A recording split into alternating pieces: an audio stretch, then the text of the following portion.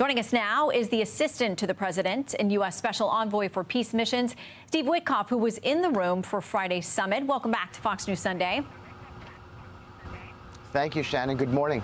Okay, so let's start here. There are reports that the president supports a Putin proposal, which would essentially give over Donbass, that entire region or most of it, to the Russians. It's a place that 6.5 million Ukrainians were living prior to the start of this war. So why do something that would seem like a reward to somebody who has attacked a sovereign country? We were in the room, Shannon, as a mediator. And the president, as a mediator, was looking for ways to solve the crisis. He understands that it is for the Ukrainians to decide how they might land swap, how they might make a deal with the Russians on different territories there. But that's why Zelensky and the Europeans are coming to the White House on Monday to make those decisions themselves. But are reports accurate or inaccurate that the president does support that ask from Putin? I think the president supports a peace deal, Shannon, and he got through almost all of it in Alaska. I mean, I was personally surprised at the amount of wins that we had that day. It was right down the line. We agreed on much more robust security guarantees. The Russians agreed on enshrining legislatively language that would prevent them from, or they would attest to not attempting to take any more land from Ukraine after a peace deal, where they would attest to not violating any European borders. So we got through quite a bit, and there's a whole lot more. But it's understandable that President Zelensky would be very cautious about those, promises potentially from the Putin administration. I mean, he says giving up those particular regions would provide Russia a perfect staging ground for future attacks. So how do you factor that concern, a very real concern, into these conversations? Look, he's a strong president for his country, and we were on the phone with President Zelensky moments after the Alaska summit ended, and I can tell you that I spoke to him personally, gave him my view. The president obviously was making the presentation, and everybody recognized on that telephone call, and there were various European leaders, how much progress we had made in demonstrating that the Russian Federation was going to make significant accommodations well beyond what we thought before that summit started. So it was absolutely acknowledged as a win. Now, that being said, there are details. That's what happens in a negotiation. You try to move one side towards the middle, then you try to move the other side towards the middle. The president achieved that, certainly in my view and in the view of many others as well, but I was sitting right there. The president achieved that beyond what everyone's expectations were. And now we're immediately moving to a meeting with the Ukrainians, with the Europeans, and hopefully we can narrow the issues down even further and get ourselves well along the way towards the codification of a peace deal. So there were managing of the expectations, as you mentioned, going into this. But the president had said numerous times, and he said in the past, that he wants a ceasefire, and he was hoping to get one going in.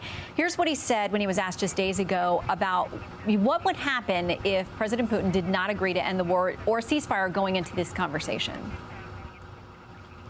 If Vladimir Putin does not agree to stop the war after your meeting on Friday? Yes, they will. Yeah. What will the consequences there will be consequences. Sanctions, tariffs? There will be, I don't have to say, there will be very severe consequences, yes. You know, he told Brett Baier on the plane that he would be very unhappy if he came away from this without a ceasefire. So how do you call this a win if you didn't get that? Shannon, a ceasefire, as you know, is a conditioned precedent, generally speaking, before a peace deal. So in that context, the president has always talked about a ceasefire until he made a lot of different wins in this meeting and began to realize that we could be talking about a peace deal. The ultimate deal here is a peace deal. And we were talking about much more robust security guarantees than anyone ever imagined before. We were talking about EU admission. There was all kinds of subject matter discussed here that began to lead the president to the assumption that we could finish this thing with a peace deal and really end the killing almost immediately. And that's what we went for. That's what real deal makers do, and that's what he did. And it was really an amazing feat for me to watch happen. So let's talk about the optics of this, because, of course, the president's critics were unhappy, but some of his supporters, too, worried about what signal or message this sent. The red carpet, the hugging, the looking very collegial at this meeting. The Wall Street Journal editorial board says this: the Russian achieved one of his major goals from the summit, which is the start of his rehabilitation as a world leader. The summit ended his isolation from the West, and he gave up nothing for it. He also appears to have gained more time to continue bombing Ukrainian cities and slowly taking more territory. Why give him that optics win?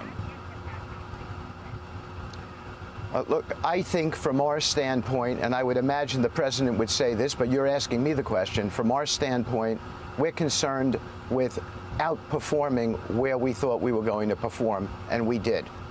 We moved the Russians significantly past where we thought they were going to end up. Now, I had 6 separate sessions with President Putin before this, and I thought that we had some measure of success, but this was epic, what we achieved. That's just a flat-out fact.